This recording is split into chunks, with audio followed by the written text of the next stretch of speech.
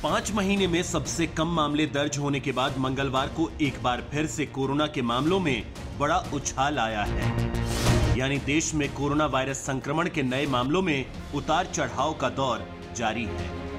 मंगलवार को जहां कोरोना के 25,000 नए मामले पाए गए थे, वहीं बुधवार को यह आंकड़ा 10,000 बढ़कर 35,000 से ज्यादा हो गया।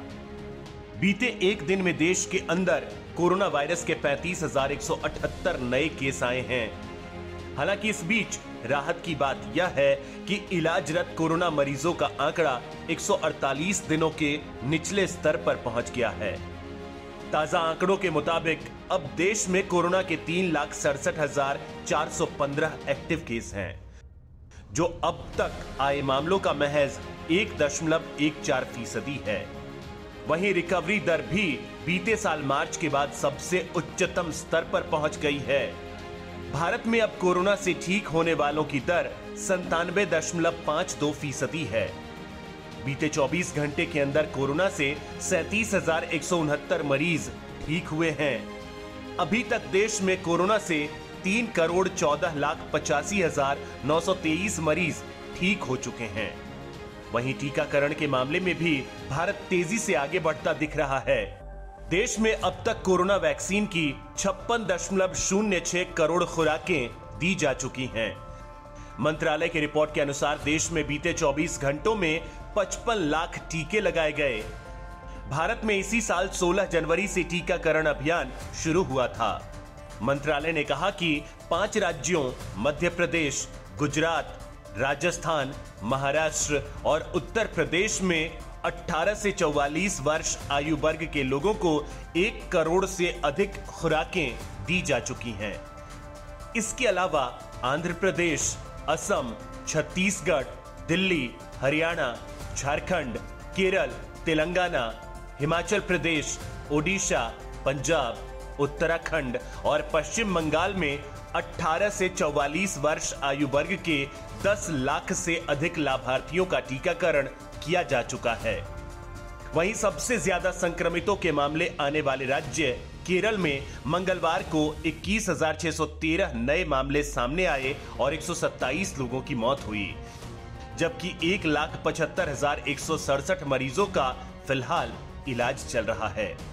बुलेटिन के अनुसार पिछले 24 घंटों में 1,39,623 सैंपल की जांच की गई है।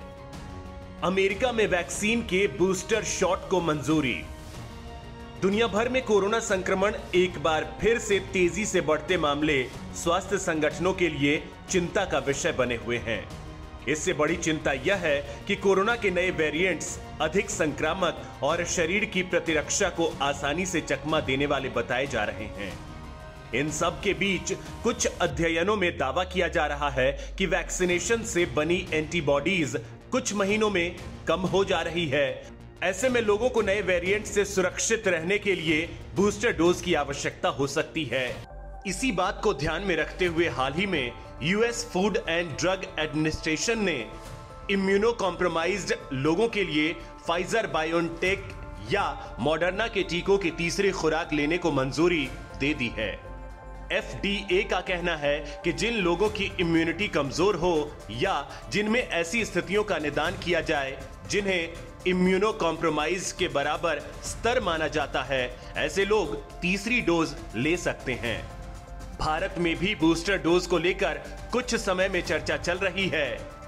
हाल ही में एक बयान में कोविशील्ड वैक्सीन की निर्माता company serum institute of India के चेयरमैन और मैनेजिंग डायरेक्टर साइरस पूनावाला ने भी लोगों को तीसरी डोज देने की जरूरत का जिक्र किया था। न्यूजीलैंड में नया मामला आने पर अफरा तफरी।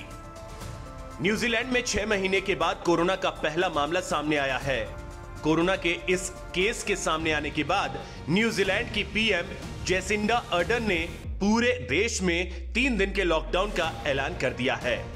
कोरोना का यह मामला न्यूजीलैंड के ऑकलैंड में मंगलवार को सामने आया, जिसके बाद पूरे देश भर में 3 दिन के लॉकडाउन का ऐलान कर दिया गया। आशंका लगाई जा रही है कि ऑकलैंड में मिला यह मामला कोरोना के डेल्टा वेरिएंट का हो सकता है। न्यूजीलैंड में लगे इस लॉकडाउन के दौरान स्कूल, सार्वजनिक स्थल और व्यवसाय बंद रहेंगे।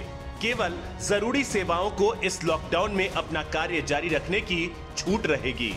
लोगों को घर से काम करने की सलाह दी गई है। वहीं अगर जरूरत पड़ने पर बाहर निकलना पड़े तो मास्क का इस्तेमाल करने की अपील की गई है।